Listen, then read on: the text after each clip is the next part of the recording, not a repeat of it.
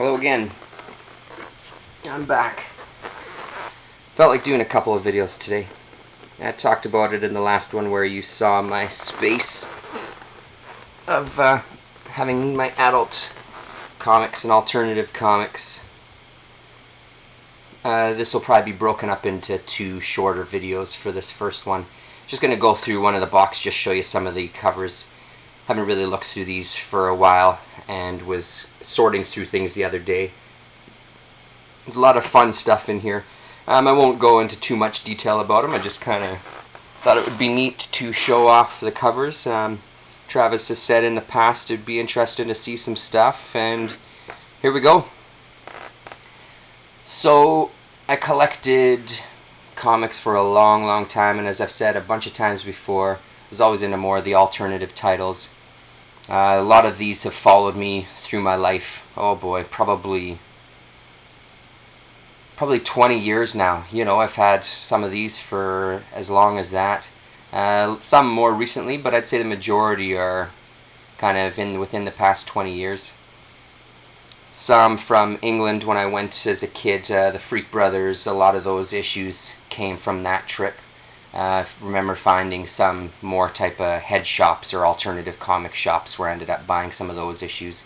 And looking back, some of those shops were pretty amazing, and I really wish I would have known a little more at the time. I'm sure they had a lot of gold in there that I just wasn't familiar with at that time. So here we go. Mark Crowley's 32 pages, The Darker Side of a Happy-Go-Lucky Cartoonist.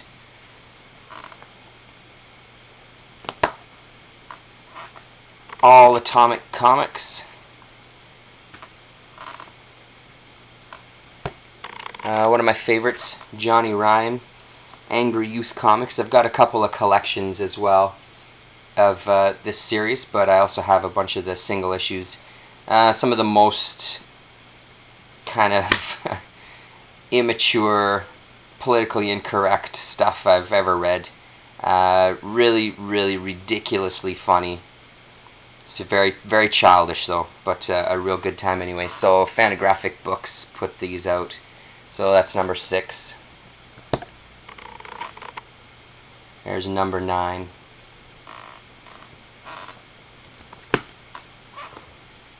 Number 10. Glare's not too bad there, eh? Yeah, that's me there, so that's not so bad. You can still see that, eh? Number 11.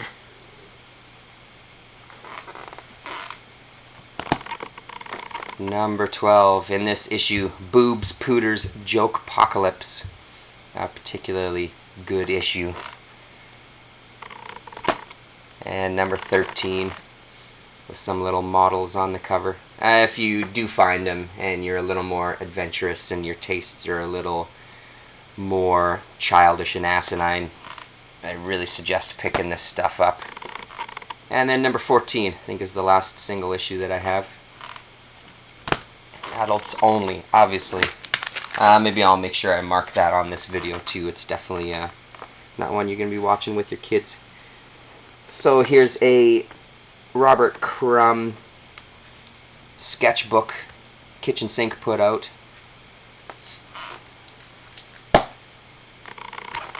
"13 Assassin", part 1. It's the only one that I have of this. Remember the art being pretty fantastic. I've never seen it since. Barbarians, one of the great things about getting some of these is the covers are pretty ridiculously good, even though the interiors and the stories might be just the shits. This is a good example of that. Love that cover. It just looks really, I don't know, just unprofessional and really good though. Really like it. Bill Ray, Big Blown Baby. Of course, Bill Ray, Ren Stimpy. Darkhurst put out this mini-series. I think I only have 2 issues. We'll find out. Number 1, and there's number 3. This one, Warning for Immature Adults Only.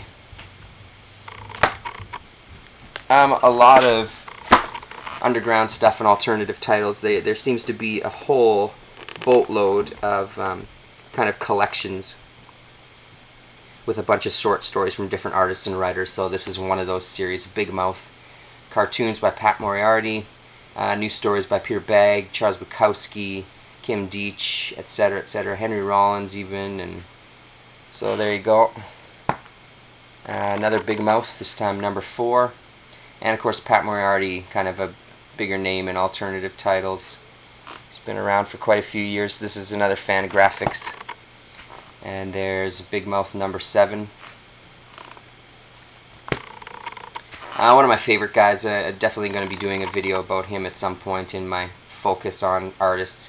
Jim Woodring. Been a fan of his for a long time. Unfortunately, what happens when you collect this stuff for so long, or at least happened to me, and then you move all over the place, including moving out to Ontario and back, I've lost a few things. I lost some early neat stuff from Peter Bagge. I lost some early magazine-sized Jim Woodring stuff. I just don't know what happened to it. Just kind of got mixed in the shuffle. I've lost records along the way. You know, that kind of thing. Happens. As annoying as it is. Another one of those collections. This one called Buzz from Kitchen Sink. Sala, Clowes, Woodring, Friedman, Tompkins, Landman. Some names there. This is number 1 and number 2 and number 3. So top there is Charles Burns, who did Black Hole. Roy Tompkins, who did a comic called Trailer Trash, which I think might be in this box, that I really got a kick out of. Mac White, I am not familiar with his stuff off the top of my head. So there you go, there's number 3 of Buzz. Something called Cannibal Romance. This is from Last Gasp. Von Bode's Cheech Wizard, the complete Cheech Wizard. So I only have a few of these, a couple of these actually, from Ripoff Press. This is number 3. And then number 4.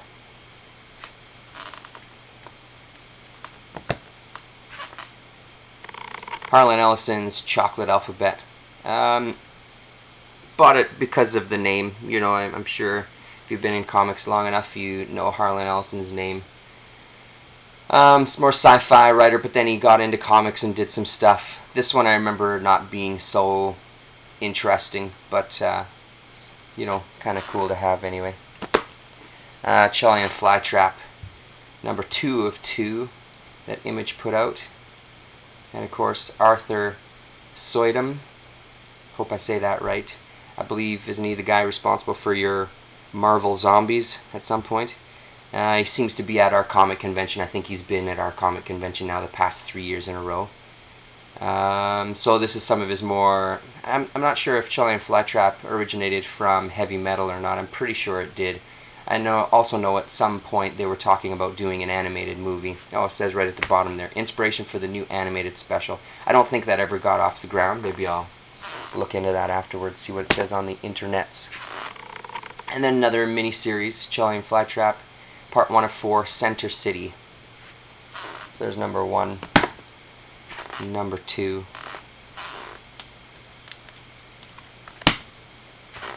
number 3,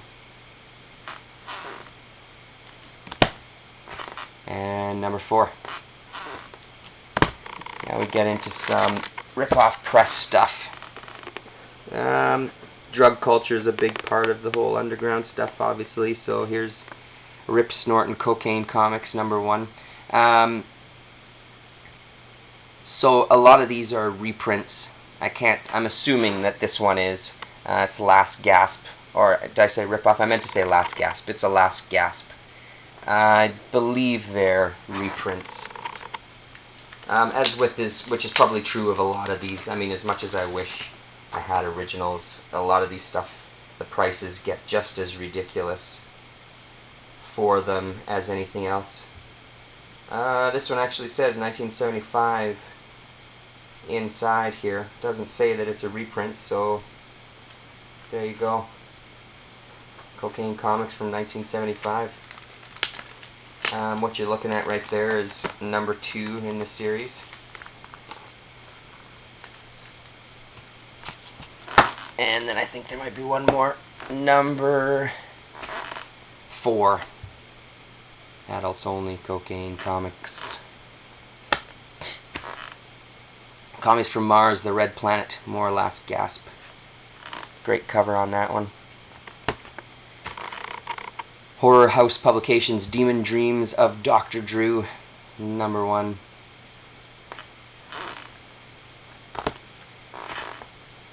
Aline and Bob's Dirty Laundry Comics. So it's R. Crumb and Aline Rominsky, who they were married at this time, I'm assuming. So a little collaboration that they did together. More in the Last Gasp run. Dr. Atomic, #3. Dr. Atomic, #6. Something called Dutch Treat from Kitchen Sink. Kitchen Sink, kind of famous for getting a lot of Eisner's stuff, The Spirit, printed out, or got. You know what I'm trying to say, I'm just going to stop. Echo of Future Past. More Soydom again. This is #1. #2. Kind of heavy metal-ish series with a bunch of different short stories. And #4. One of my faves, talked about it before, Daniel Clowes, 20th Century 8-Ball. This is a collection of stuff in here. And then some of these you've seen before. So there's 8-Ball #1, 8-Ball #2.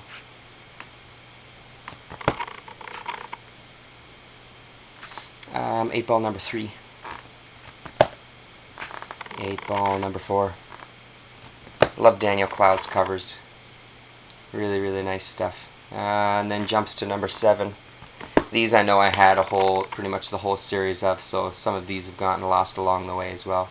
There's #8. It's #12.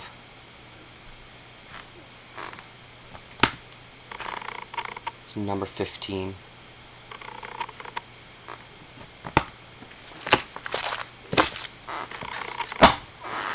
Ted Richards, Easy Wolf. Here's some rip-off press. Let's move you a bit closer there. Some mini comics. Last Gasp. More Easy Wolf's Astral Outhouse. More Ted Richards, The 40-Year-Old Hippie, rip-off press, #2 there. Some more minis. We're getting into some of the Freak Brothers stuff. So Adventures of Fat Freddy's Cat, Book 3. This will be something that I got in England. And there's Book 4. These are all in pretty rough shape. Mike Allred, Feeders, Dark Horse. Flinch, another collection. This one has a Jim Woodring story in it as well, which is why I got it. More Jim Woodring, Frank's Real Pa. A lot of Frank stuff is no dialogue, so you're kind of left to make up your own stories as you go along.